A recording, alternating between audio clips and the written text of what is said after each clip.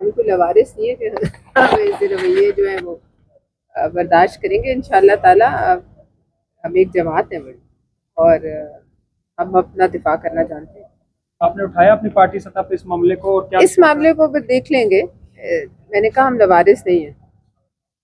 آپ نے ہمیشہ کمزور لوگوں کی آواز اٹھائی، ہمیشہ سینٹ میں بھی ہر جگہ پہ بھی. تو یہ جو معاملہ ہوا ہے علیم خان صاحب کے ساتھ، اس بارے سے آپ یہ اب دیکھیے میں اس پر ابھی کچھ کہنا نہیں. منع کر دیا گیا ہے یا وجہ کیا ہے؟ نہیں کوئی منع نہیں کیا گیا. منع کیا گیا کہ اس ایشو کے اوپر بات نہیں کرنی. ایسی کوئی بات نہیں.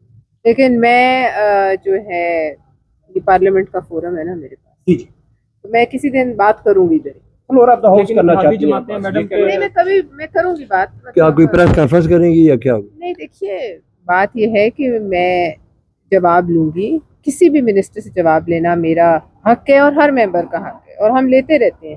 آپ سمجھتے ہیں کہ پارلیمنٹیرینز کو خواتین کے اوپر اس طرح سے زبان درازی کرنی چاہیے؟ آپ سمجھتے ہیں کہ کرنی چاہیے؟ بالکل نہیں. تو لہٰذا لیکن یہ خواتین لاوارث خواتین نہیں ہیں. میرے ساتھ پاکستان کے صدر مملکت کھڑے ہوئے ہیں. میرے پاس ایک پوری جماعت ہے اور اگر ہم لوگوں کے رائٹس کے لیے بات کرتے ہیں تو ہمیں اپنے لیے بھی لڑائی لڑنی ہے. اپوزیشن گرینڈ الائنس کی جو ایک منٹ کر دیں پلیز. اپوزیشن گرینڈ الائنس کا جو کل کہا گیا کہ ہم مذاکرات کے لیے تیار ہیں، چپ رہنے کو بھی تیار ہیں. میں نے اس معاملے کو بھی سچی بات ہے میری ابھی اس کو میں نے وہ دیکھا نہیں ہے. مذاکرات کے لیے تیار ہے تو دیر کس بات کی؟ یو ٹرن صرف سادہ سا جواب ہے. ان کے یو ٹرن کی دیر ہے کیونکہ جب بھی وہ بیٹھتے ہیں آپ کو پتہ ہے یو ٹرن لے لیتے ہیں. تو اس کو چھوٹا ننا سا جواب ہے کہ ہم لوگ ان کے اس انتظار میں کہ کب وہ یو ٹرن لیں اور مذاکرات کرنے کے بعد جب سب حالات انہیں سیٹل ڈاؤن ہوتے ہوئے نظر آئیں اور پھر وہ یو ٹرن لے لیں. لیکن اگر ادروائز وہ مذاکرات کرنا چاہ رہے ہیں ابھی تو میرے خیال میں اب کر لینے چاہیے. کل بھی الحمدللہ جو کچھ سیاسی ان کے جو لیڈر تھے ان کا بھی الحمدللہ احتساب ہو گیا، ججز کا بھی احتساب ہو گیا، فوج نے بھی اپنا احتساب کر لیا. تو اتنی اکاؤنٹیبلٹی کے بعد میرے خیال میں اب مذاکرات والی ٹیبل پہ بیٹھ جانا چاہیے. کیونکہ میرے خیال میں اب اس احتساب سے اگر فوج نے اپنے بندے کو نہیں چھوڑا، جہانگیری صاحب بھی اس احتساب کی زد میں آ چکے ہیں اور جو 4 کل سیاسی لیڈران ہیں ان کو بھی 10 سال کی قید اس کے 9 مئی کی پاداش میں ہو چکی ہے. تو توشہ خانہ کی سزائیں ان کے عمران نیازی صاحب کو بھی ہوئی ہیں. تو اب یو ٹرن نہ لیں، ابھی وہ یو ٹرن والے کیسز ختم کریں اور انشاءاللہ جلد از جلد مذاکرات کی ٹیبل پہ بیٹھتے ہیں اور اس پاکستان کے بارے میں سوچتے ہیں، سرز پاک کے بارے میں سوچتے ہیں، اس کی معاشی حالت کو بہتر بنانے کے بارے میں سوچتے ہیں، اس کو ترقی کی راہ پر گامزن کرنے کے بارے میں سوچتے ہیں اور ہم یہ بھی سوچتے ہیں کہ ہم نے اپنے نوجوان کا مستقبل کیا بنانا ہے. تو ابھی یو ٹرن نہیں. لیکن وہ یہ کہہ رہے ہیں 3 سال ہو گئے آپ کی حکومت کو، پی ڈی ایم پہلے تھی اب یہ حکومت ہے، تو جو عوامی جو معاشی مسائل تھے ابھی بھی وہ چیلنج برقرار ہیں. مہنگائی کی صورتحال ہے، غریب آدمی پریشان ہے.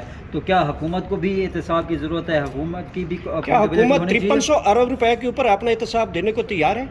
دیکھیں یہ 5300 ارب صرف اکیلا حکومت کا جو آپ ذمے پہ لگا دیتے ہیں، بڑا پیارا سا سوال کر دیتے ہیں. تو یہ سوال آپ وہاں سے کیوں نہیں اٹھاتے کہ یہ احتساب کس دور سے چلا؟ ہم آئی ایم ایف کے سامنے گھٹنے ٹیک کر کیوں بیٹھے تھے؟ کس نے ہمیں آئی ایم ایف کے سامنے گھٹنے ٹیکنے پر مجبور کیا تھا؟ میاں محمد نواز شریف نے تو 2016 میں ان کو خداحافظ کہہ دیا تھا. پھر اس کے بعد ہم نے آئی ایم ایف کے سامنے گھٹنے ٹیکے، پھر ہم نے اس حد تک ان سے قرضے لیے، پھر اس حد تک نیازی صاحب نے کرپشن کی، پھر اس کے بعد خیبر پختونخوا میں آج 13 سال سے یہی پیسہ ان کی طرف بھی جا رہا ہے، پھر اس کا احتساب آج تک نہ ہو سکا. پھر انہوں نے پنجاب میں بھی بزدار صاحب کے نام پر بھی حکومت کی، اس کا احتساب بھی کر لیں. تھوڑا سا دیکھ لیں کہ آج آپ کا خیبر پختونخوا جو تھا ڈیفالٹ کی طرف جا رہا تھا کہ نہیں. وہ تو کہہ رہے ہیں ہم تو اتنے ریونیوز دیں گے کہ ہم تو اپنا صوبہ خود مختاری کے ساتھ چلائیں گے. پھر اس کے بعد دیکھ لیں کہ وہ جو ریونیوز تھے وہ تو آج تک نظر نہ آ سکے. تو باقی اکاؤنٹیبلٹی اور ٹرانسپیرنسی کی جہاں تک بات چلتی ہے وہ تو الحمدللہ ہماری حکومت نے ہر موڑ پر کی. تو تب بھی آج آپ لوگوں کو ہر چیز میں اکاؤنٹیبلٹی نظر آئی. تو فوج کا بھی احتساب نظر آیا، ججز کا بھی احتساب نظر آیا، آپ کو لوگوں کا بھی احتساب نظر آیا جو اپنے آپ کو سیاسی لیڈر کہتے تھے. تو الحمدللہ اکاؤنٹیبلٹی اور ٹرانسپیرنسی پر چلتے ہوئے یہ سارے فیصلے ہوئے. تو ابھی بھی کریں جی، ہم حاضر ہیں، ہمیں کوئی مسئلہ نہیں ہے. جو توشہ خانہ ہم سے وہ نواز چاہتے ہیں شریف کہ آپ نے जो कोहिस्तान में इतनी करप्शन करके पता नहीं कहाँ पे वो पैसे लेकर गए हैं, वो मैंने फ्लोर पे बात की तो उन्होंने कहा कि जी बाजी की गाड़ी की डिग्गी में, बाजी की गाड़ी की डिग्गी में खैबर पख्तूनख्वा के पैसे किस लिए आएंगे? मेरी हुकूमत तो नहीं थी ना, पाकिस्तान मुस्लिम लीग नून की नहीं थी।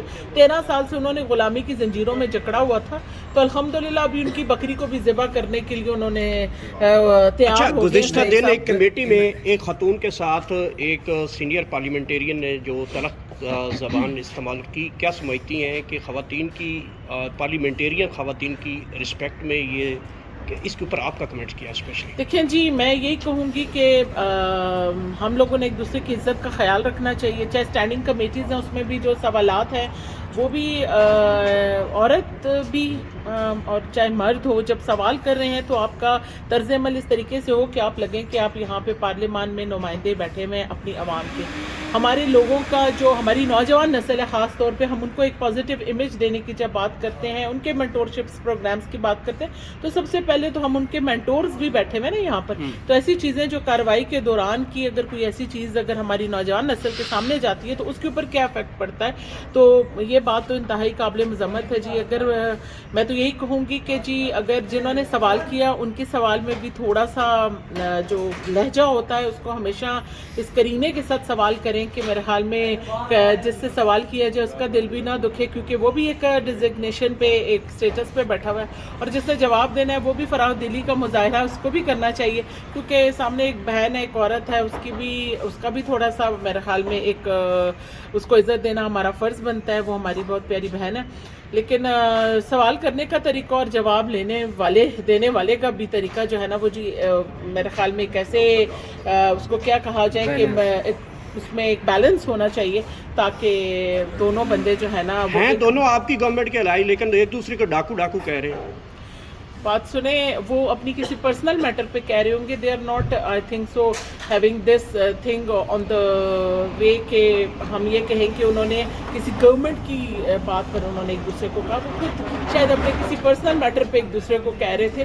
तो पर्सनल मैटर्स तो ऐसे डिस्कस ही नहीं होने चाहिए मेरे ख्याल में, और मैं यही कहूँगी आई डोंट थिंक सो कि इस चीज़ को डिस्कस होना चाहिए। हम सब ने मिलकर चलना है जी, पाकिस्तान के लिए चलना है, पाकिस्तान की मौशी हालत को बेहतर करने के। बहुत ही नामुनासिब रवैया और गैर जमहूरी रवैया था।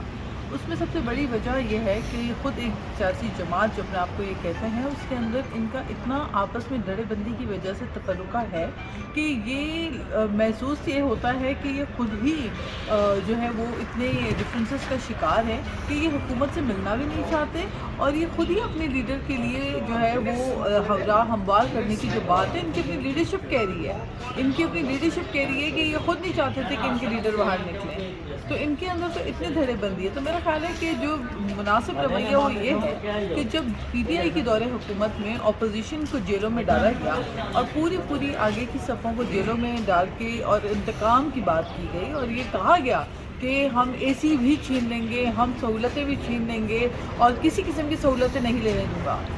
ये भी हुआ कि फरियाल तालपुर साहिबा जब हॉस्पिटलाइज थी तो रातों रात एमएस को तब्दील किया गया, क्योंकि एमएस मानने से इनकारी था। एमएस ने कहा था कि मैं रातों रात इस तरह एक खातून को जिनकी तबीयत ठीक नहीं है उनको अरेस्ट करने की इजाज़त नहीं दे सकता। लेकिन इधर इंतकाम का भूत इतना सवार था कि इन्होंने कहा कि नहीं, हमने एमएस तब्दील कर देना है।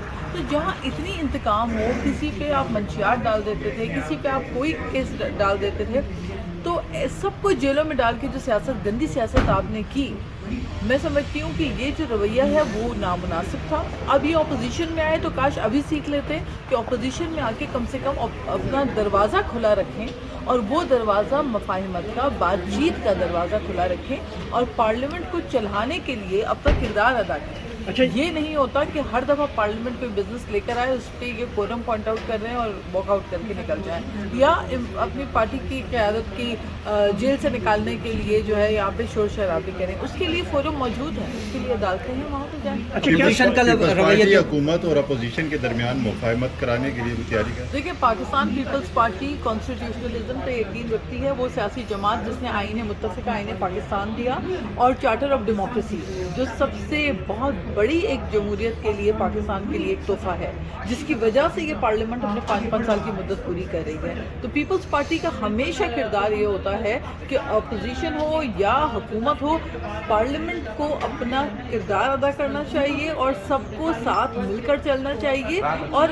आपने देखा कि बिलावल भुट्टो साहब ने कितने वाज़ेह तौर पे कहा कि जिस तरह 27वीं तरमीम पे बैठकर बातचीत हुई थी, इश्यूज़ के ऊपर डायलॉग हुआ था, मौलाना फजल रहमान साहब ने अपना किरदार अदा किया था। और इसी तरीके से हम समझते हैं कि मुख्तलिफ इश्यूज़ के ऊपर पार्लियामेंट के अंदर अपोजिशन को अपना किरदार आके इनपुट देना चाहिए, ताकि बाद में वो ये ना कहें कि हमसे पूछा नहीं गया, हमें किसी मशवरे में शामिल नहीं किया गया। तो पीपल्स पार्टी हमेशा ये समझती है कि बातचीत का रास्ता जो है वो सियासतदान को कभी बंद नहीं कौमी करना। डायलॉग का वजीर कानून ने कहा है, उसकी आप लोग हिमायत करते हैं कि कौमी डायलॉग होने चाहिए? देखिए, डायलॉग तो होने चाहिए, डायलॉग की कौन हिमायत नहीं करेगा। डायलॉग तो सियासत का हुस्न है, डायलॉग तो जमहूरियत के हुस्न है। जमहूरियत कोई एक सियासी जमात को नहीं कहते, जमहूरियत सबकी बातों को सुनने, अफाम व तफहीम से आगे बढ़ने की बात होती है, रवादारी की बात होती है, वो रवादारी जो कि PTI में नज़र नहीं आती।